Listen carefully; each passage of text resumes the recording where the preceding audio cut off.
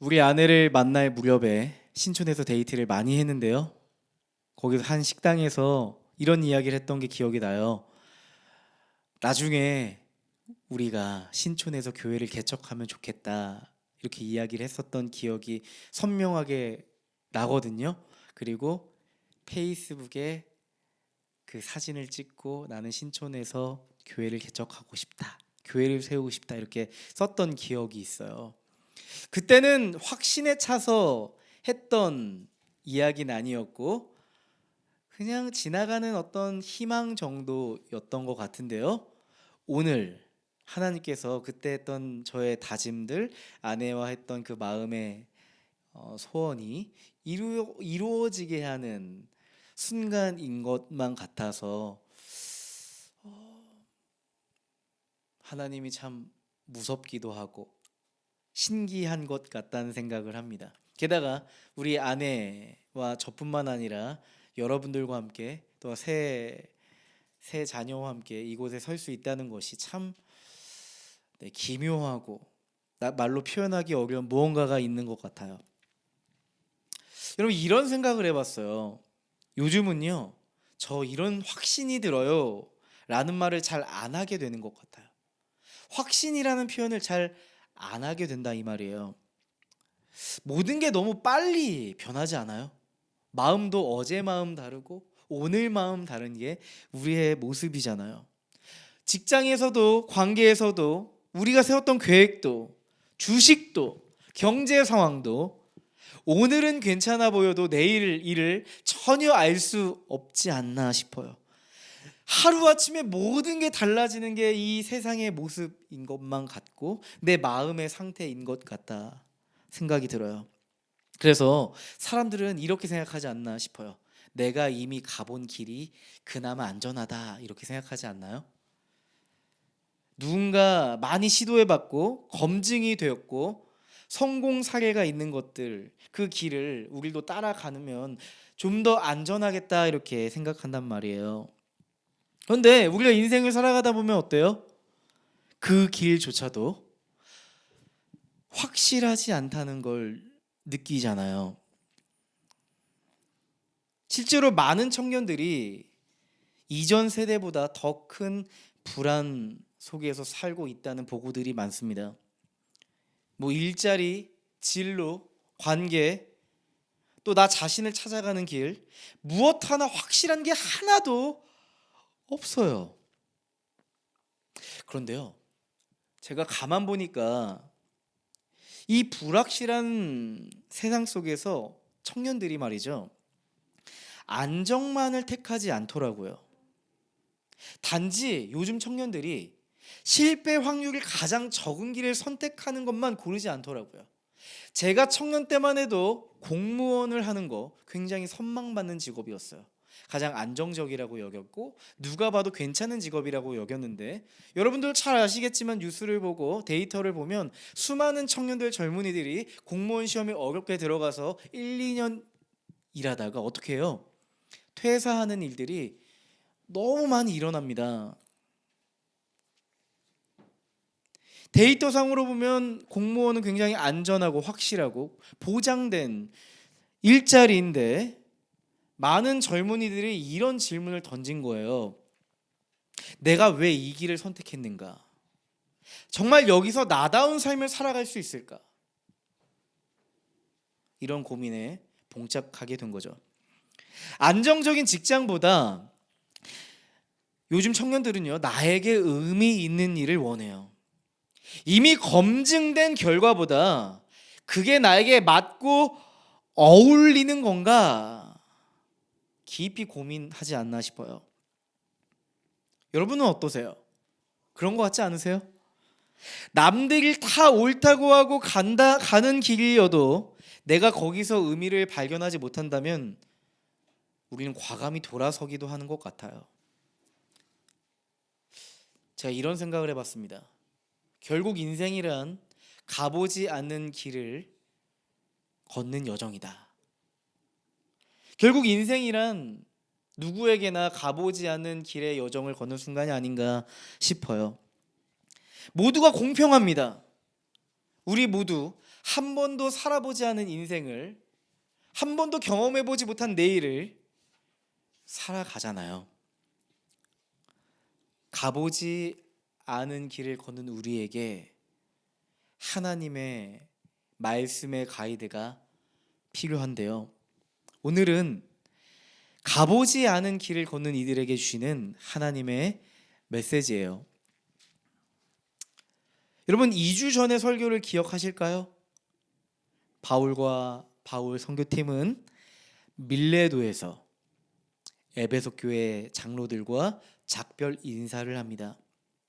사도행전 21장 1절은 다시 한번 그때 있었던 일을 이야기해줘요. 우리는 그들과 작별하고. 작별이라고 하는 이 단어는요, 아포스파오라고 하는 헬라어예요. 원어적으로 보면 그냥 이렇게 안녕 나 간다 뭐 이 정도 의미의 작별이 아니고 뭔지 아세요? 억지로 떼어놓다 이런 의미예요. 너무 사랑하는 연인이 있는데 헤어져야만 하는 눈물의 장면이랄까요?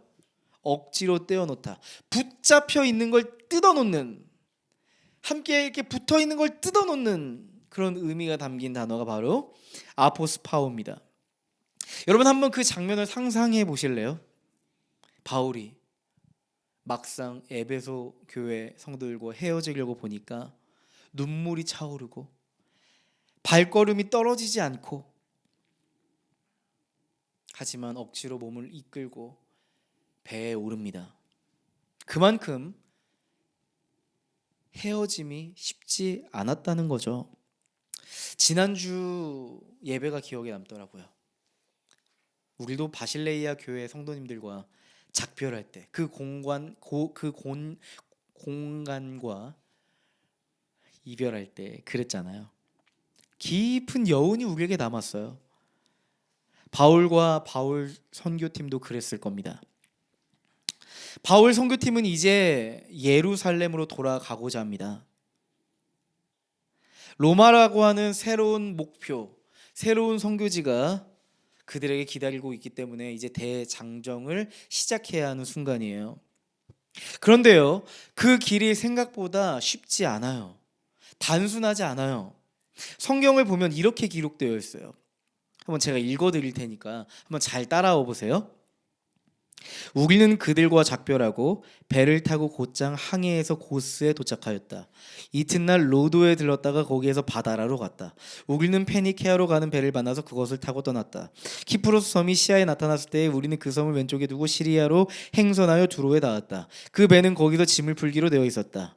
우리는 두로에서 제자들을 찾아서 만나고 거기에서 이래를 머물렀다. 우리는 두로에서 출항하여 항해를 끝마치고 돌레마이에 이르렀다. 거기서 우리는 신도들에게 인사하고 그들과 함께 하루를 지냈다. 이튿날 우리는 그곳을 떠나서 가이사랴에 이르렀다. 이렇게 거기서 며칠을 지낸 뒤에 우리는 행장을 꾸려서 예루살렘으로 올라갔다.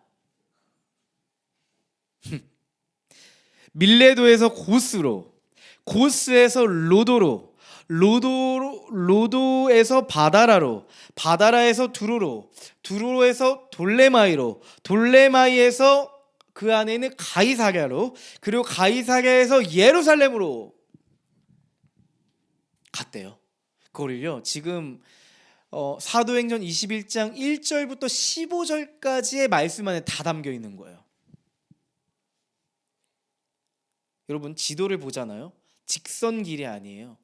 굽이 돌아서 곡선으로 이렇게 돌아서 예루살렘으로 가요. 섬에 가기도 하고 배를 갈아타고 순풍이 있기까지 기다리기도 했고 계속 떠나는 그들의 여정이에요. 그렇게 굽이 예루살렘으로 돌아가고 있는 겁니다. 여러분, 저는요 이 말씀을 읽는데 이런 생각이 들었어요. 굳이 이 과정을 세세히 기록할 필요가 있었을까?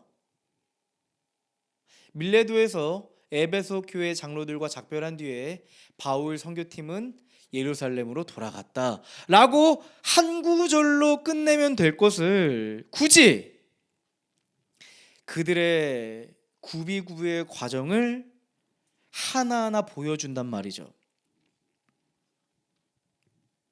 왜일까요? 왜 이렇게까지 기록하셨을까요? 저는요, 어떤 의도가 숨겨져 있다고 생각이 들었어요. 마치 이렇게 하나님이 우리에게 말씀하시는 것 같았어요. 그들은, 바울 선교팀은 단번에 쉽게 예루살렘으로 돌아간 것이 아니야.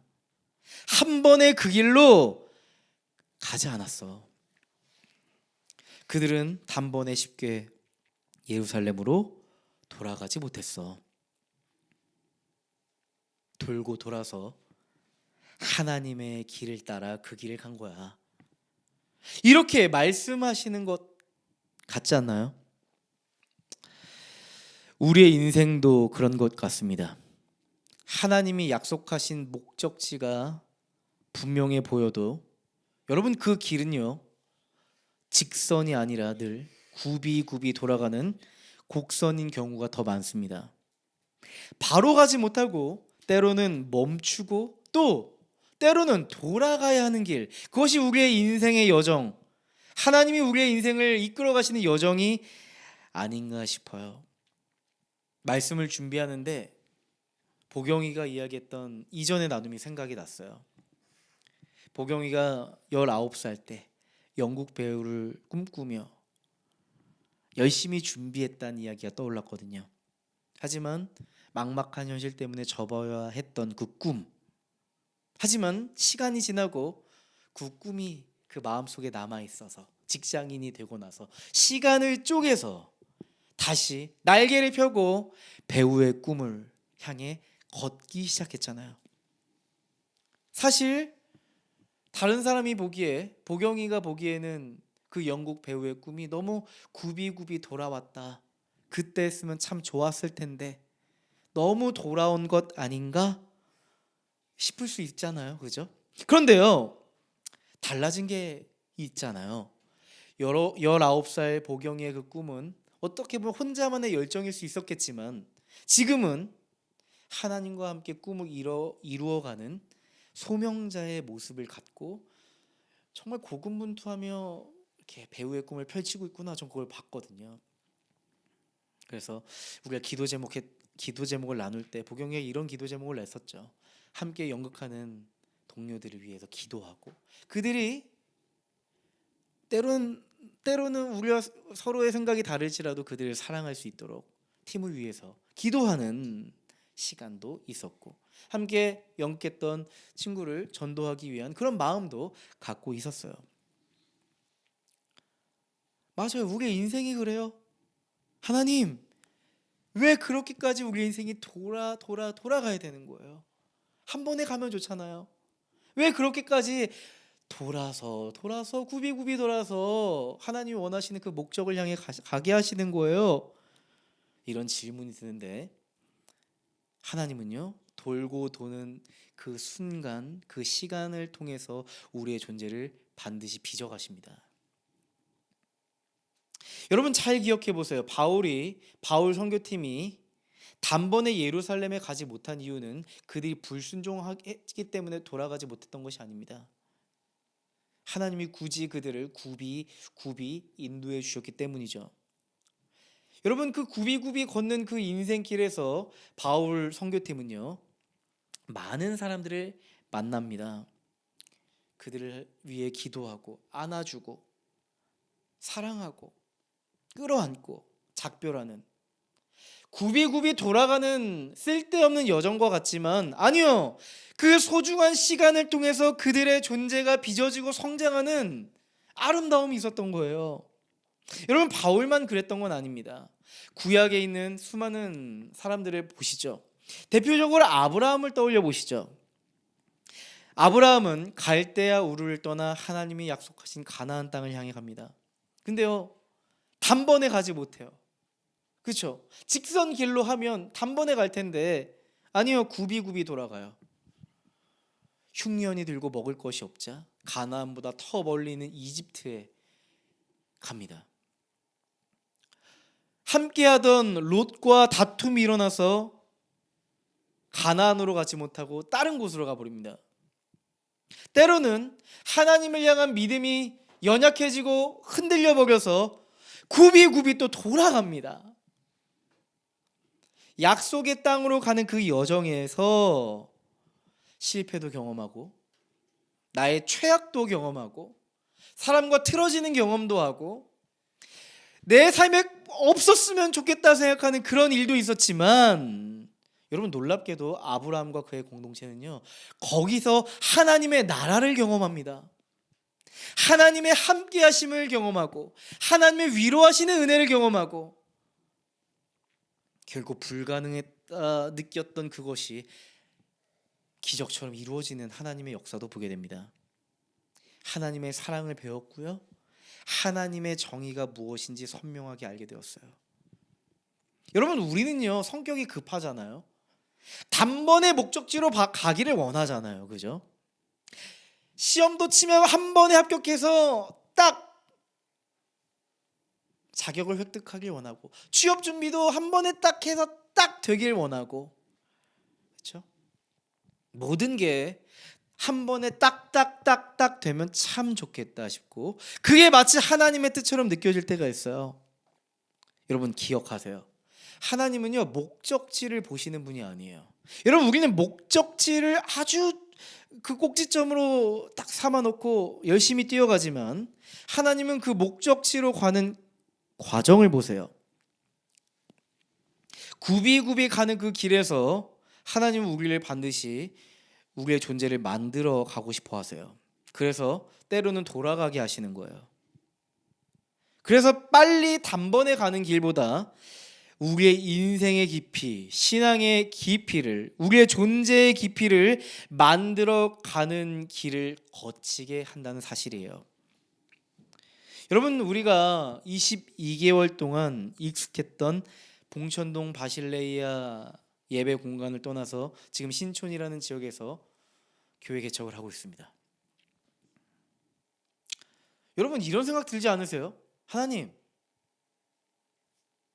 신촌에 있는 좋은 교회의 공간을 빌려주셔서 신촌에서 교회를 개척하게 해주셨으면 됐잖아요.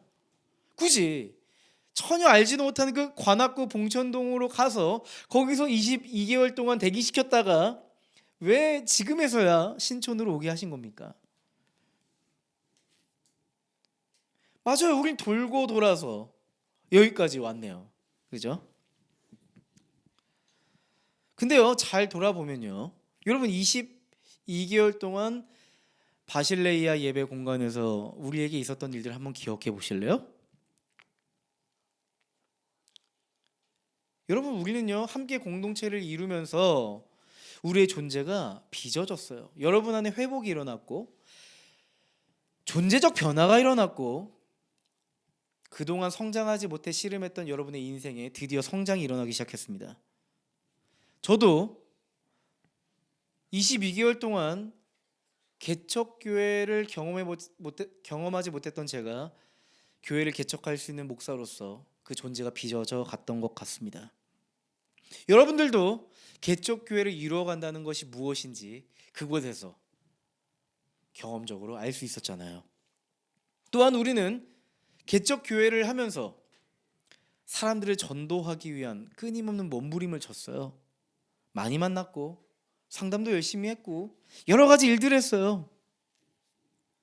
그렇게 우리는 우리의 존재가 교회가 되는 시간을 보냈던 겁니다. 결국 22개월의 끝에 결국 신촌이란 지역을 품게 하시고, 또한 그동안 우리의 존재만 빚어진 게 아니라 우리가 신촌에서 임대할 수 있는 보증금도 마련하게 됐어요. 여러분이 하나님 앞에 드린 헌신한 헌금들로 2천만 원의 재정이 모였습니다. 너무 신기하지 않아요?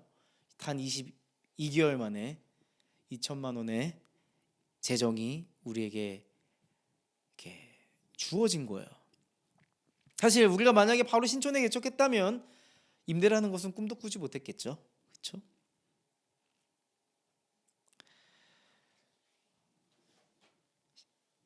하나님께서 유나 신촌으로 바로 가, 보증금 뭐 22개월 동안 모으니 내가 어떤 사람을 통해서 단번에 2천만 원 줄게. 바로 시작해. Right now. 뭐 이런 방식이 아니란 말이죠. 이러시지 않았단 말이에요. 하나님은 우리가 성장하기까지 기다리셨습니다. 우리가 신촌에서의 스텝을 시작할 수 있도록 준비가 되기까지 기다려 주셨다 싶어요. 여러분, 바울을 보면요, 우리는 사실 바울에게 집중하지만 아까 사도행전 21장에서 많이 나오는 주어가 뭔지 아세요? 뭘까요? 퀴즈. 우리가 바울 공동체가, 바울 선교팀이 선교 개척을 하는 바울 선교팀, 우리를 강조하고 있어요. 우리. 여러분, 바울은 그 가보지 않은 그 길에 혼자서 그 일들을 감당하지 않았습니다. 바울은 그 길을 혼자 가지 않았어요. 그 길을 함께 할 수 있는 우리 공동체 사람들이 있었습니다. 소중한 사람들이 있었어요. 바울에게는 열정과 능력만 있었던 것이 아니라 고난과 아픔 속에서도, 눈물 속에서도 함께 할 수 있는 동역자들이 있었어요. 굽이 돌아가는 그 순간에도 함께 항상 소망하는 이들이 옆에 있었어요. 소망을 품은 공동체를 통해서 위로받으며 다시 내가 넘어졌을 때 일어설 수 있는 집이 있었어요. 여러분, 정말 그런 것 같지 않아요? 여러분, 낯선 길에 들어서면 여러분 불안이 커지잖아요. 그렇죠? 우리가 새로운 어떤 맛집을 찾아가는데 처음 가보는 곳이면 막 지도 찾아보고 여기가 맞나 저기가 맞나 막 찾아보고, 그렇죠? GPS 켜놓고 가잖아요.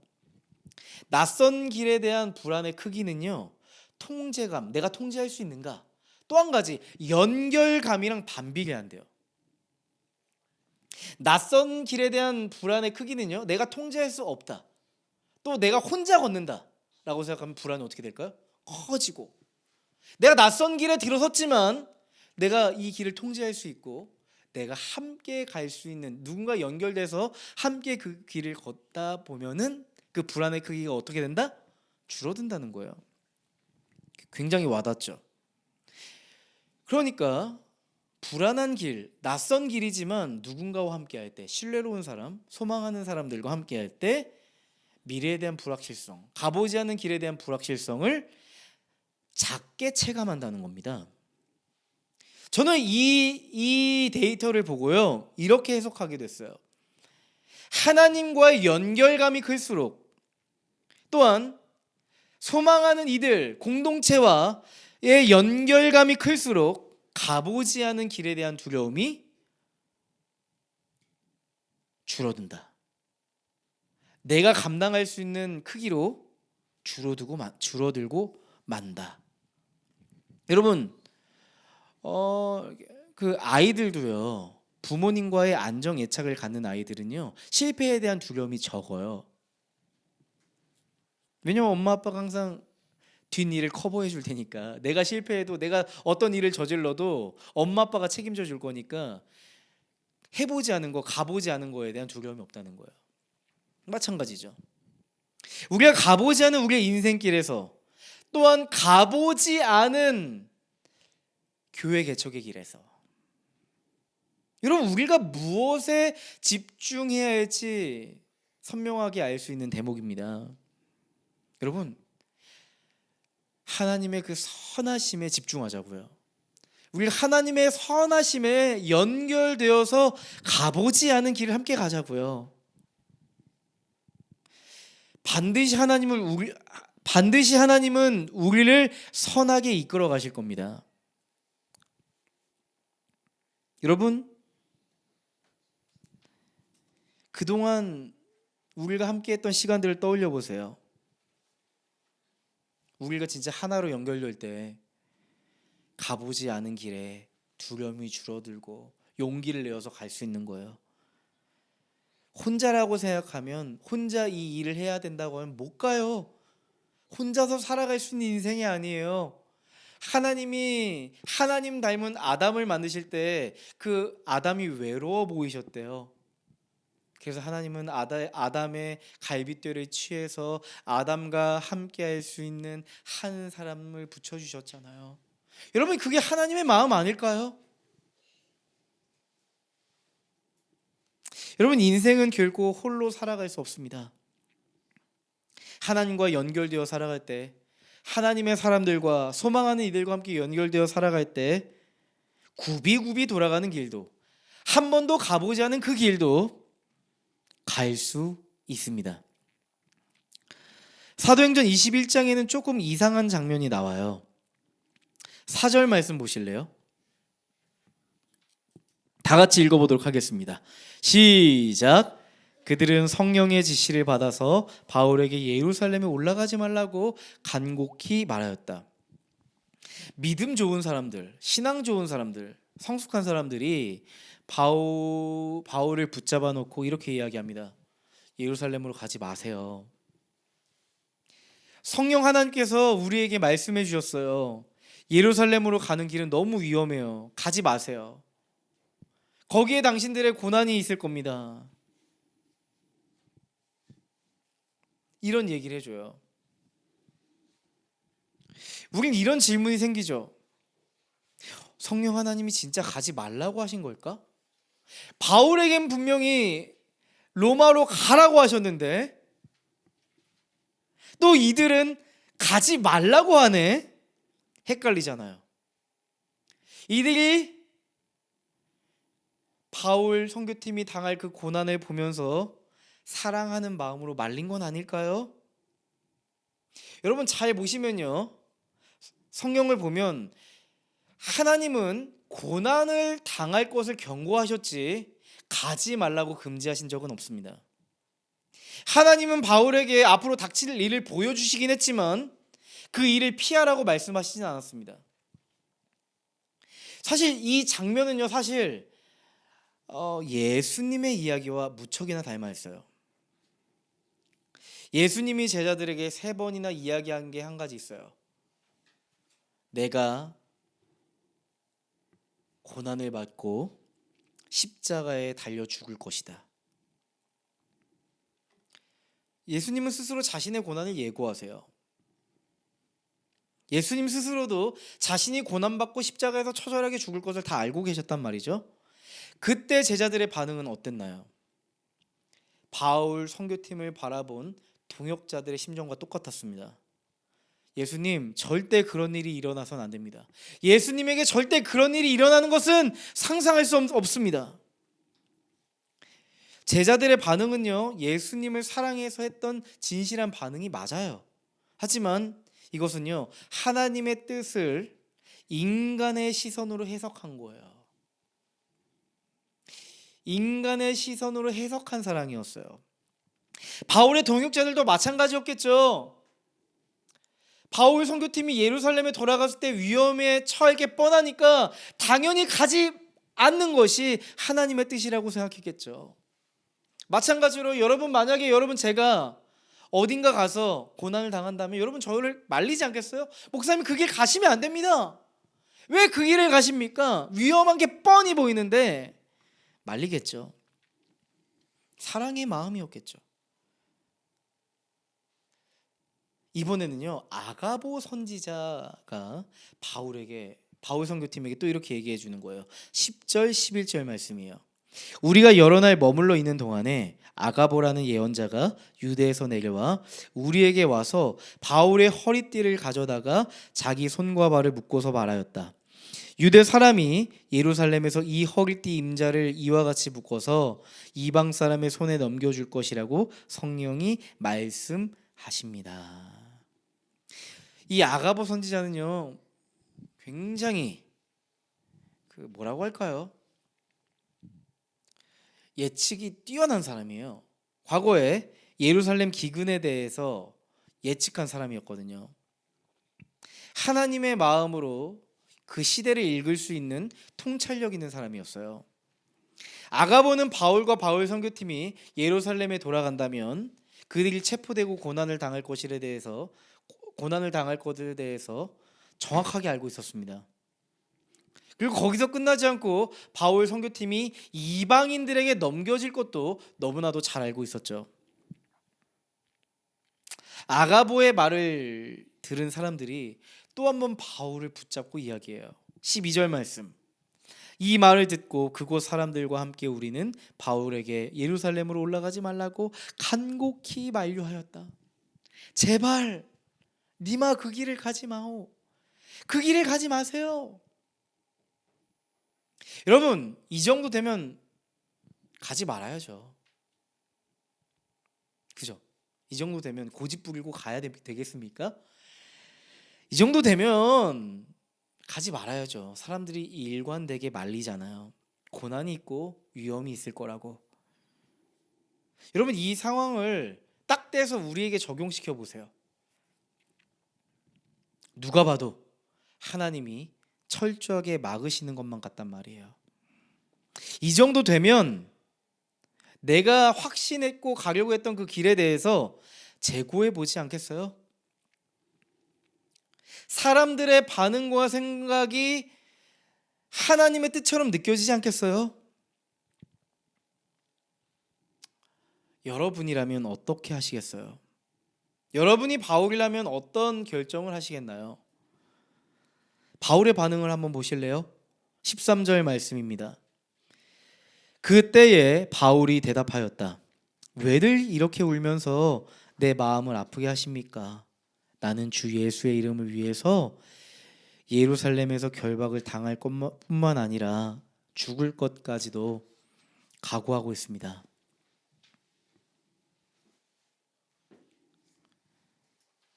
왜 그렇게 울면서 저를 힘들게 하세요? 저 예수님을 위해서 고통받고 고난받고 죽는 거 이미 각오하고 그 길 가는 거예요. 여러분, 저는요 이 말씀이 굉장히 입체적으로 느껴졌어요. 하나님이 믿음 없는 자들의 입술을 통해서 바울의 마음을 시험한 게 아니고 하나님이 동역자들을 통해서 바울의 소명을 확인할 수 있도록 해주신 것 같아요. 이런 거죠, 마치 바울아, 너 이래도 진짜 그 길 갈 거니? 바울아, 그래도 진짜 나를 위해 그 길을 가줄 수 있니? 지금이라도 그들의 말을 듣고 마음이 돌아서면 가지 마. 가지 않아도 돼.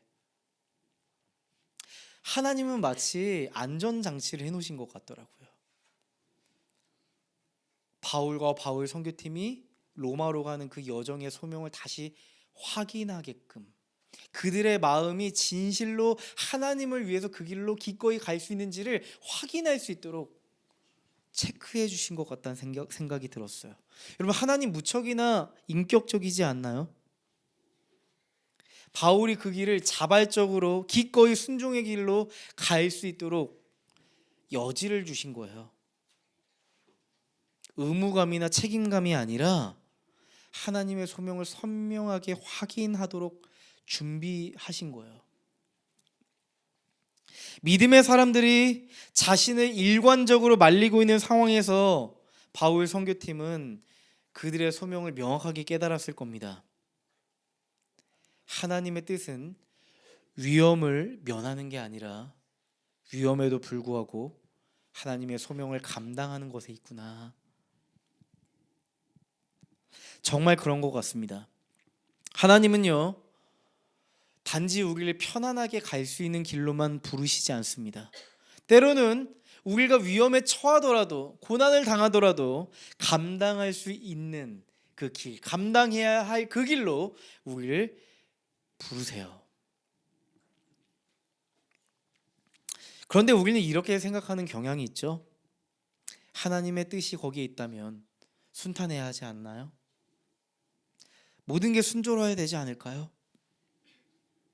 그럴 수도 있지만 아닐 수도 있습니다. 왜요? 하나님의 뜻은 단순히 안정감에만 있지 않으니까요. 하나님은 하나님 나라의 의미를 추구하시는 분이세요.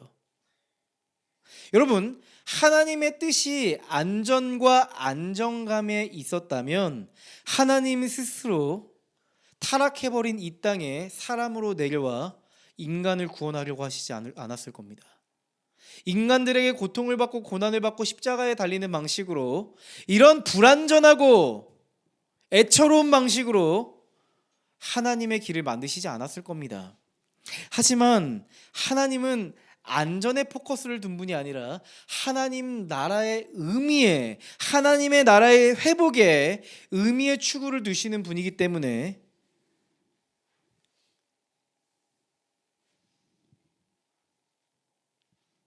우리가 편안한 하게만 갈 수 있는 길로 부르시지 않는다는 거예요. 때로는 우리가 감당해야 할 길로 우리를 부르세요.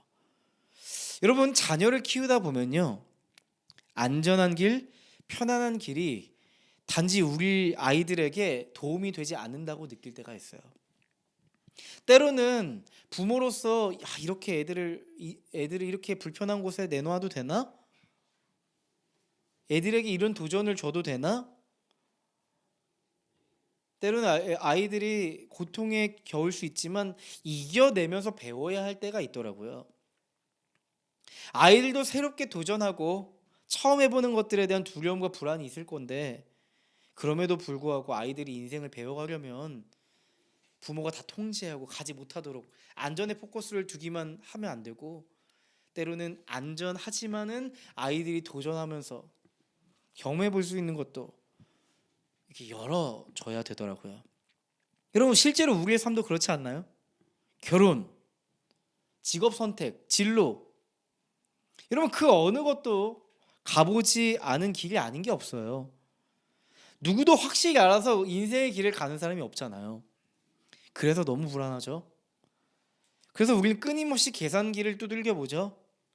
그래서 때로는 답이 나오지 않고 가능성이 없어 보여서 멈추죠.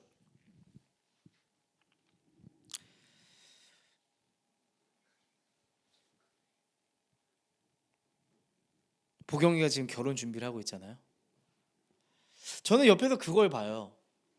결혼을 준비하면서 생기는 하나의 에피소드가 불편함이나 불안함의 길이 아니라 하나님을 의존하고 기도하면서 그 결혼의 길을 열어가는 시간으로 보경이가 받아들인다고 전 느껴지더라고요.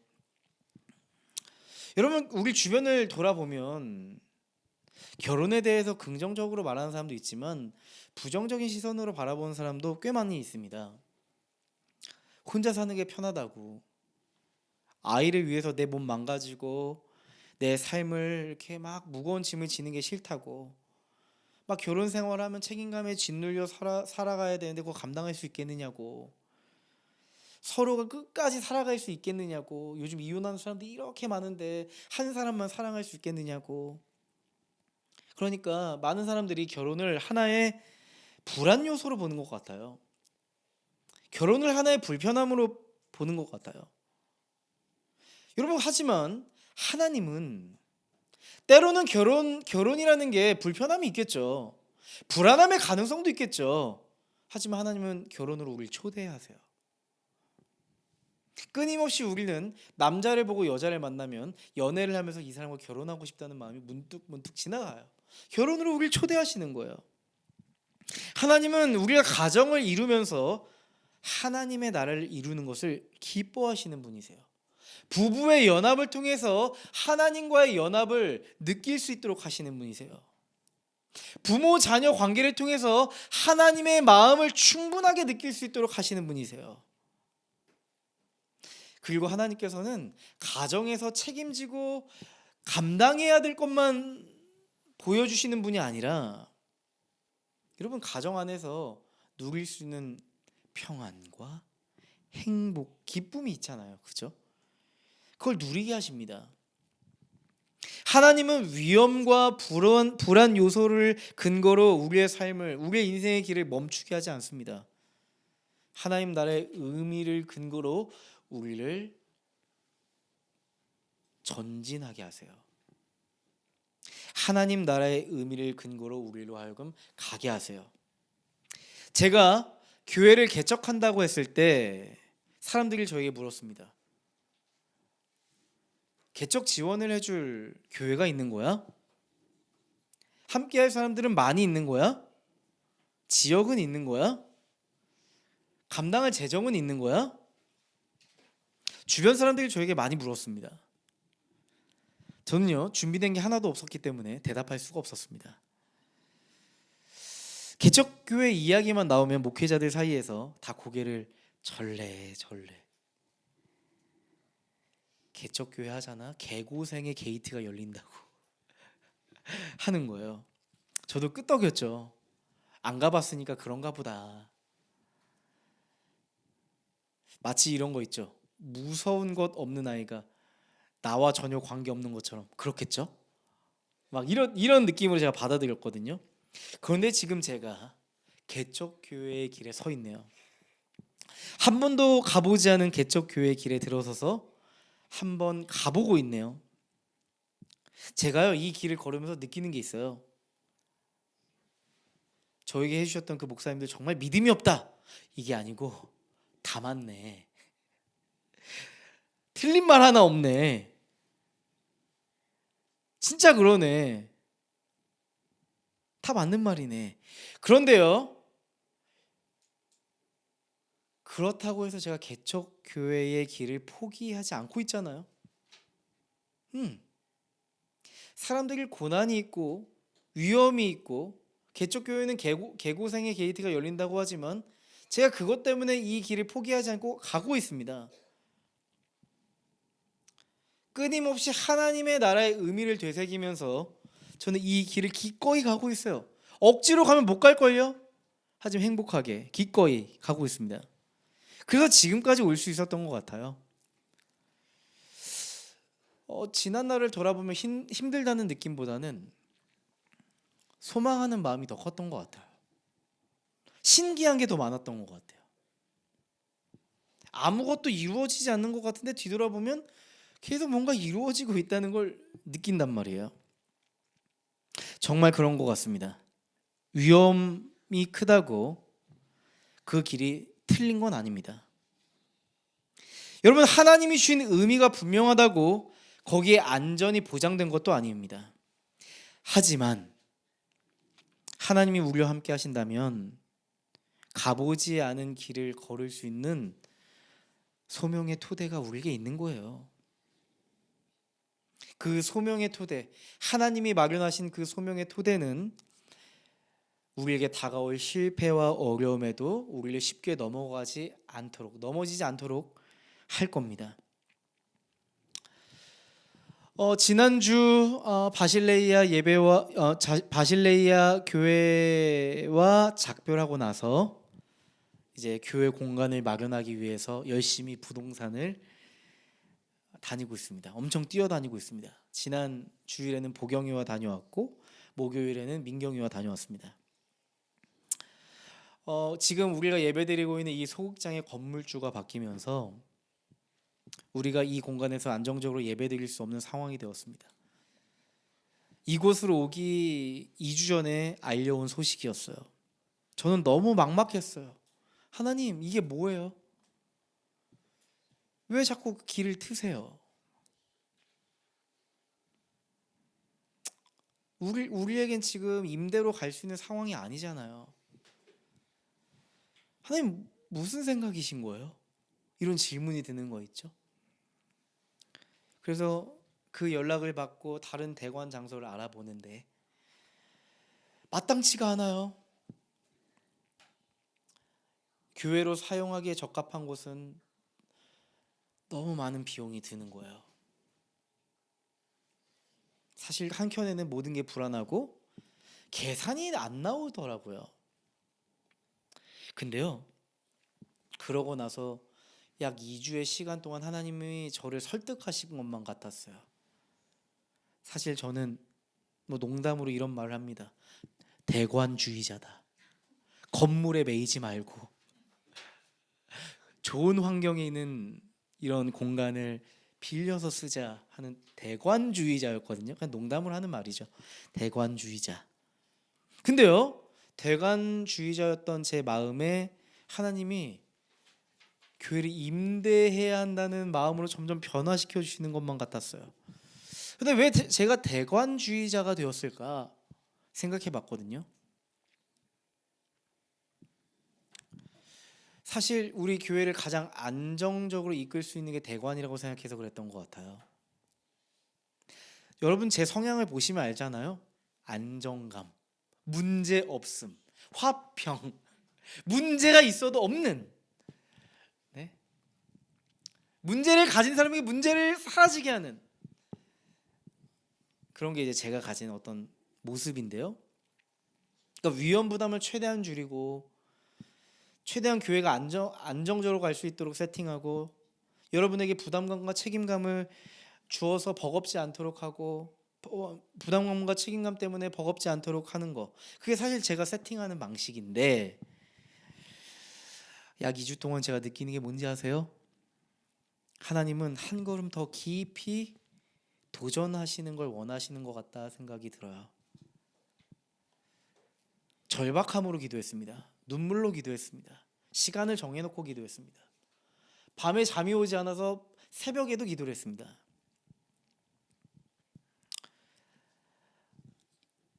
적은 보증금과 월세로 부동산을 알아보는데 될까 싶은 거예요. 여러분 다녀보신 분들 알잖아요. 신촌 이대에 공실이 많아요. 근데 여기에 우리가 갈 만한 곳은 있을까 싶더라고요. 우리가 가진 예산으로 쿨하게 갈 만한 곳이 없더라는 거예요. 카페 공간이 너무 좋을 것 같아서 가봤거든요. 근데 또 예상과 달리 마음에 안 드는 부분이 생기는 거예요. 또 카페를 이제 스킵하고 목요일에 25평에 뷰도 좋고 지하철로도 걸어서 5분 거리에 있는 최적의 입지 조건을 가진 빌딩에 갔거든요.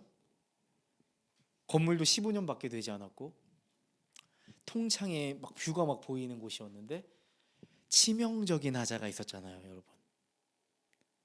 그 건물 3층, 4층에 한약 공장이 있는 거예요. 그래서 한약 냄새가 그 빌딩을 지배하고 있어서 저는 괜찮은데 누군가는 굉장히 불편할 수 있겠다는 생각이 들면서 그럼 우리 교회는 냄새에 덜 민감한 사람만 오겠네? 이런 생각이 드는 거예요. 그래서 이거 확신이 딱 들어야 되는데 확신이 들지 않았어요.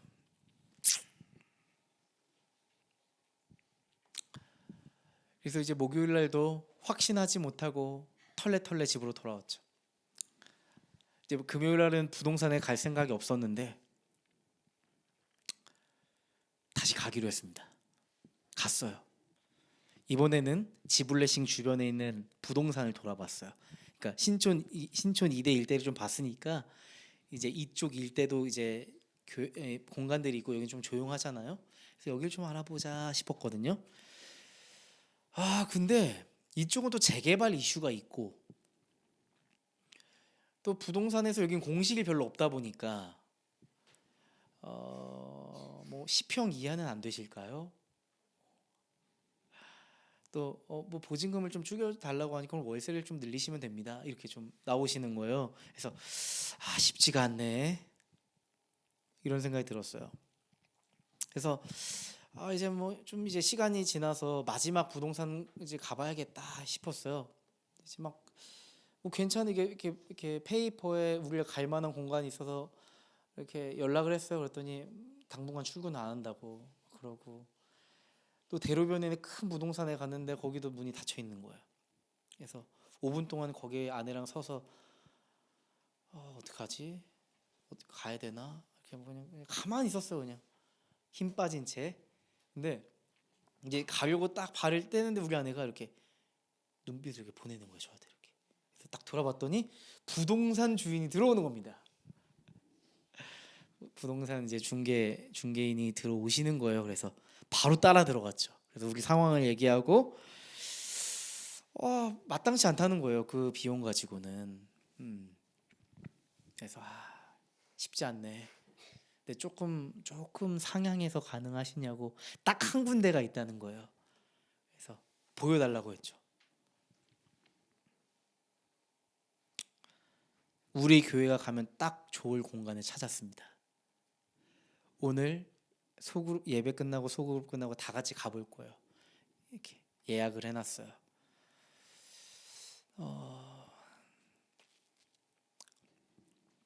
점점 세브란스 병원과 가까워지고 있습니다. 2대 후문이 바로 보이는 공간입니다. 5층에 5층이고요. 엘리베이터가 있고요. 네, 바로 앞에 대로변이 있습니다. 그 대로변을 걷는 사람들은 우리 교회를 볼 수 있는 곳입니다. 지하 주차장이 있습니다. 관리인들이 많아서 건물이 굉장히 깨끗하게 관리되고 있어요. 또 재밌는 게 그 건물이 2개가 있거든요. 또 그 가운데는 영화관이 있고 독립영화관이 있고, 근데 거기 상담센터가 2개가 있어요. 그러니까 어떻게 보면 이렇게 우리에게 더 전 좋다고 보거든요. 굉장히 품격 있는 건물이더라고요. 아직 계약을 하진 않았는데 오늘 우리 함께 보고 내일 오전에 계약을 해야 되지 않을까 싶어요. 주말에 연락이 안 된다는 거예요.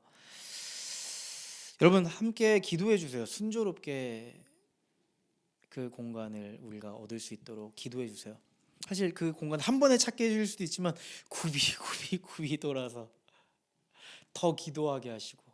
근데 제가 어떤 생각이 들었냐면은 부동산을 이렇게 찾아보면서 이 지역을 이해하게 됐어요.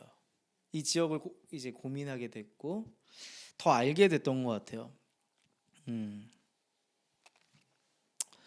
하나님께서 이 시간을 통해서 제게 굉장히 용기를 주셨어요. 독려해 주셨어요. 이제 제대로 교회를 한번 해봐라. 너희 충분히 할 수 있어. 그 마음을 저에게 주시면서 용기를 갖게 해주셨습니다. 하나님이 멈추지 않고 그 길을 가신다면 우리도 이렇게 끌려가게 될 거예요. 하나님이 멈추지 않고 그 길을 가는데 우리가 어떻게 멈출 수 있겠어요? 여러분, 이게 바로 바울의 마음이었어요. 고난이 나를 기다린다고 할지라도 하나님이 그 길을 가시고자 하는데, 내가 안 간다면 또 다른 이들을 통해서 그 길을 가게 하실 건데 내가 가지 않을 이유가 없다. 내가 어떻게 그 고난 때문에 내 인생을 멈출 수 있겠는가? 여러분, 바울이 예루살렘에 간 건 실패하기 위해 간 게 아닙니다. 그 길에서 결국 결박당하고 체포당하지만, 여러분 아시죠? 바울 선교팀은 결국 로마로 이송돼서 로마에 가서 복음을 전하게 됩니다.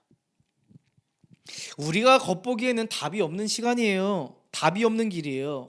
하지만 하나님은 그 고난의 길을 통해서 로마 선교의 문을 여시는 겁니다. 우리가 신촌에서 개척하는 길도 그렇다 싶었어요. 앞으로 여기서 어떤 일이 일어날지 우리는 예측할 수가 없어요. 불안 요소도 있겠고 불확실한 미래도 있을 겁니다. 그런데 불확실한 미래가, 불안 요소가 우리에게 위험한 게 아니에요. 만약에 우리에게 위험함이 있다면 그거는 믿음 없는 걸음이에요. 하나님이 우리를 통해 일하고 싶어 하시는데 우리가 믿음 없이 이 길을 걸을 때 우리에게 가장 위험한 시간이 도래하는 거 아닐까 싶어요. 하나님 없이 도전하는 거, 그게 가장 위험한 거잖아요. 사람들이 우리에게 그게 가능하겠어요? 묻는다면 저는 이렇게 답변하고 싶습니다. 하나님이 우리를 부르셨기 때문에 가능성이 있습니다. 하나님이 부르신 곳이 가능성입니다. 그리스도인의 길은요, 이미 검증된 세상의 질서와 성공담에 따라서 걷는 것이 아닙니다. 그리스도인의 길은 이미 검증된 세상의 질서와 성공담에 따라서 걷는 길이 아니라 가보지 않은 길을 주님과 함께 소망하며 걸어보는 겁니다. 그것이 하나님 나라를 살아내는 사람들의 인생이고 공동체의 본질입니다. 하나님께서 가보지 않는 길에 가이드가 주실 거예요. 그래서 우리 교회를, 여러분의 인생을 인도해 줄 줄 믿습니다. 여러분, 오늘 말씀을 듣고 어떤 생각이 드세요? 저 설교 준비를 하면서 어쩜 우리 상황에 딱 맞는 말씀을 주실까? 너무 기가 막히게 우리 공동체에, 우리 인생에 적용할 수 있는 말씀을 정확하게 주신다는 생각이 들었어요. 2주 전에도 바실레이아 예배 공간에서 마지막 드린 예배에서도 그랬거든요. 근데 신촌에서 시작하는 우리의 예배에서도 하나님 우리에게 마치 직언하듯 우리에게 말씀해 주시는 것 같다는 것을 부인할 수 없었습니다. 설교 준비하는 게 너무 쉬웠어요. 하나님께서 다이렉트로 우리에게 말씀하시는 것만 같아서 역대급 설교 준비가 쉬웠습니다. 그냥 듣기만 하면 됐고 따르기만 하면 됐고, 지금 우리의 상황 자체가 하나님의 설교고 우리가 가는 길 자체가 교회 개척 행전이다, 이런 생각이 들었어요.